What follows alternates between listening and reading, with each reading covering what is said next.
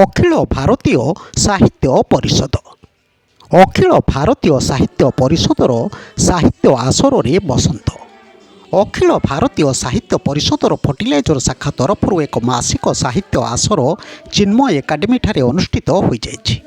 ପରିଷଦର କାର୍ଯ୍ୟକାରୀ ସଭାପତି ତ୍ରିନାଥ ଦାସ ମୋହିନୀଙ୍କ ସଭାପତିତ୍ୱରେ ଉପସଭାପତି ତଥା ଆବାହକ ସୁଭାଷ ଚନ୍ଦ୍ର ପାତ୍ରଙ୍କ ଆବାହକତ୍ୱରେ ଓ ସୁଚିସ୍ମିତା ପଣ୍ଡାଙ୍କ ସଂଯୋଜନାରେ ଆୟୋଜିତ ଏହି କାର୍ଯ୍ୟକ୍ରମରେ ଚିନ୍ମୟ ଆଇଟିଆଇର ଅଧ୍ୟକ୍ଷ ପ୍ରଦୀପ୍ତ କୁମାର ଦାସ ମୁଖ୍ୟ ଅତିଥି ଭାବେ ଯୋଗ ଦେଇଥିଲେ।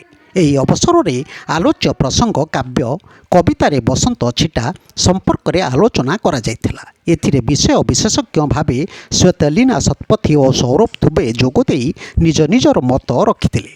ଉଭୟ ଆଲୋଚକ ବସନ୍ତ ଦାସ ବିଭିନ୍ନ କବି ସାହିତ୍ୟିକଙ୍କ ବସନ୍ତ ଉପରେ ତଥ୍ୟ ସହ ବସନ୍ତକୁ ଆତ୍ମସ୍ୱରୂପର ନବଜାଗରଣ ଓ ଆତ୍ମସମୀକ୍ଷାର ବେଳ ତଥା ପ୍ରକୃତି ମାନବୀୟ ସମ୍ବେଦନାର ଏକ ଦୃଶ୍ୟ ବୋଲି ବକ୍ତବ୍ୟରେ କହିଥିଲେ।